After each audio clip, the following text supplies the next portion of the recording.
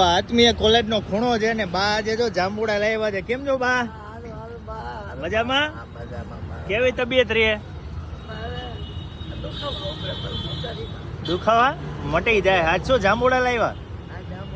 જો બા આજ મીઠા મધ જેવા જાંબુડા લઈ આવ્યા છે અને કેટલાય વર્ષોથી બા અહીંયા બેસે છે. કા બા?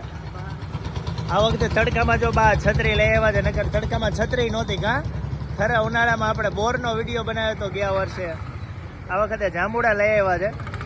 જો બા આ વખતે શું જાંબુડાનો ભાવ આપ્યો?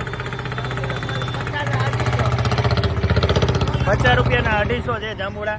જો તમે જ્યારે આ કાલાવાડ રોડ ઉપર આવો, આત્મીય કોલેજમાં આવો ને ત્યારે બા પાસે જાંબુડા ખાવાનું તો ભૂલતા જ નહીં. અહીંયા આવો એટલે 250-500 જાંબુડા તો એમને લઈ જ જવાના, કારણ કે આપણે જાંબુડા ખાશું ને એમાં હે બા કે જો પૈસા નથી જોતા. બાનો જીવ બહુ મોટો છે અને બાને આના ઉપર એમનો પરિવાર ચાલે છે. એટલે જ્યારે પણ આ બાજુ નીકળો ને એટલે આત્મીય કોલેજના કોર્નર ઉપર જ આ બા બેસે છે.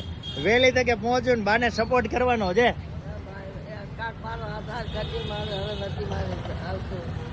હે બા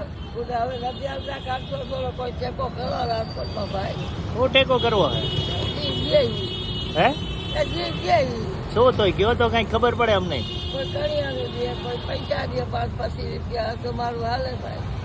ઠીક તો અત્યારે તમે ક્યાં રહ્યો?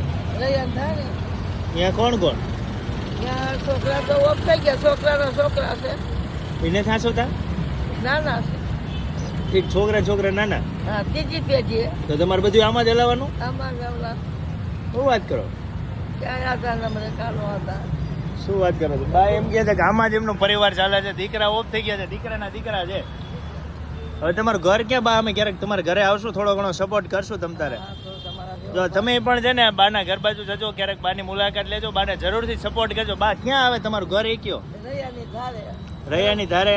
ધરમનગર થી મારી પાસે મારીમાં હોરું ગઈ અને ઓલું ખૂણા માથે રહેશે. ત્યાં શું નામ દઈ તો ઓળખી જાય? કાંતાબેન. કાંતાબેન ને રૈયા ધાર ઉપર ગમે ત્યાં ઓળખી જાય ને? બાપભાઈ રેકડા વાળા. બાપભાઈ રેકડા વાળા. હા બાપભાઈ રેકડા વાળા કયો એટલે થઈ ગયા પણ ઓળખી તો જાય ને કાંતા બાપુ?